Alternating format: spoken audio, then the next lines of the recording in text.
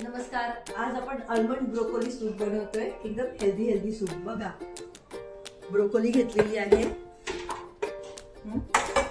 हे एवढे बदाम आहेत, 8-10 बदाम आहेत, एक कांदा,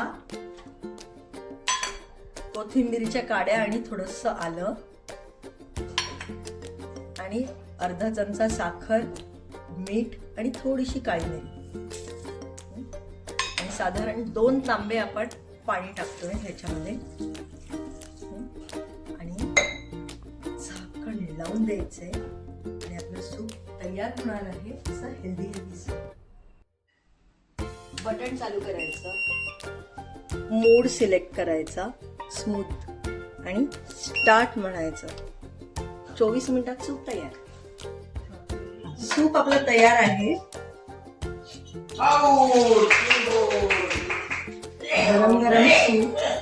बस त्याच्यात आता 1 कपभर दूध घालायचं, म्हणजे ते अगदी असं क्रीमी होतं, छान.